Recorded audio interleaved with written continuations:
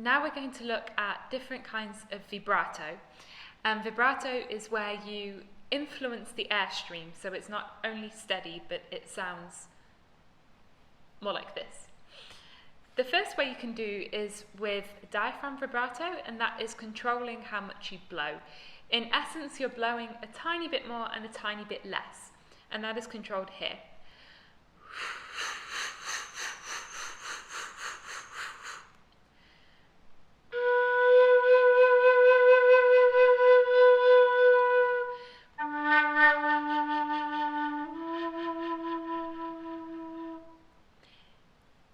In this type, you have your airstream as a flat line and you're going slightly above, slightly under, slightly above, slightly under. Of course, you can do it very extreme.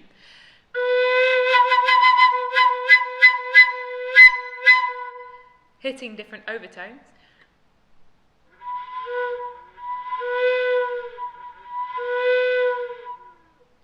Or very slowly, then you get make it very extreme. You can also do it with your throat. So instead of you have more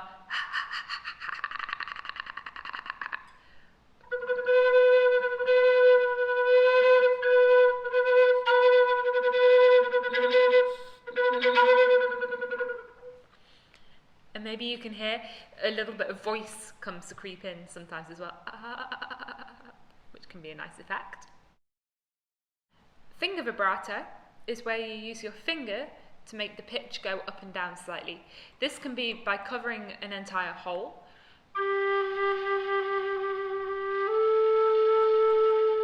but also by shading a hole slightly.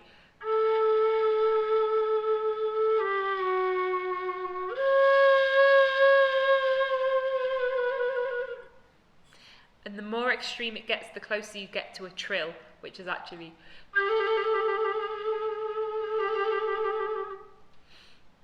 Of course, you can do it with one hole or with more.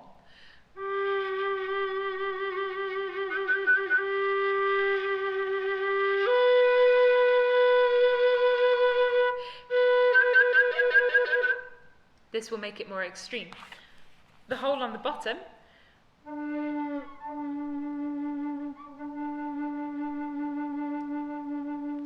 you can move either the flute or you can move your whole body.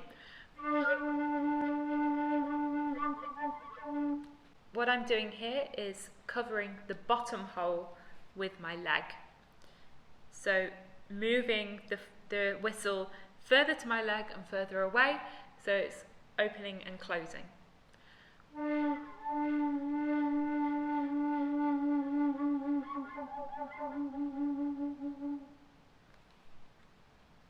You can also play with this hole.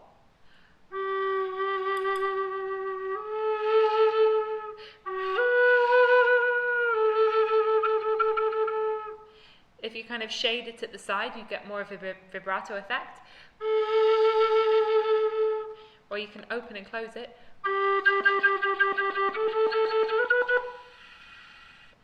When it's completely closed, you hear nothing.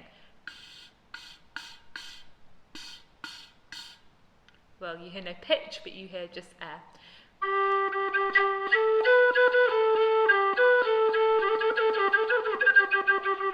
It can also be used for rhythmic effect. You can do a vibrato by shaking the instrument and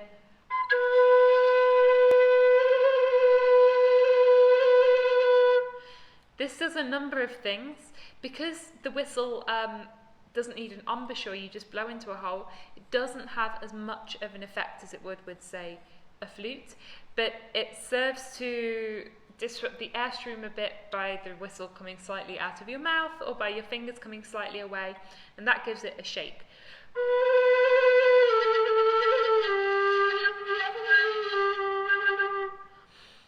This one would be much more hearable.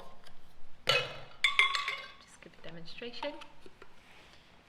And for example, a flute where you rely on making your own embouchure.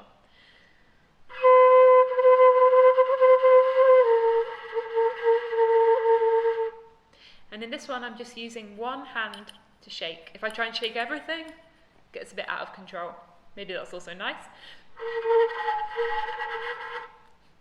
But I like to keep it under control by supporting with one hand and shaking with the other. You also have jaw vibrato, which is where you do this.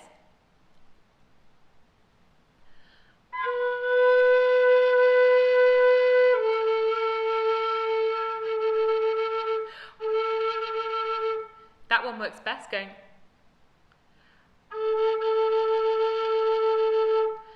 Essentially what you're doing is increasing and decreasing the volume of the mouth cavity. When it's a larger volume, the air moves slower because it has to travel a larger distance. When it's a smaller volume, the air travels faster through it because the distance is smaller. This means your airstream goes slow, fast, slow, fast, slow, fast, and you get this.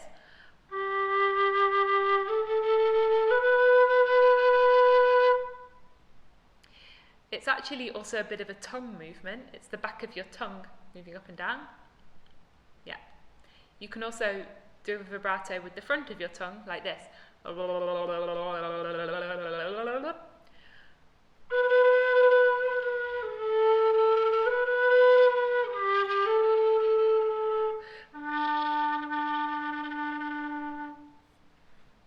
The tongue is also changing the volume of your mouth cavity, but sometimes it's also blocking off the windway, and that creates the stops and starts of sound.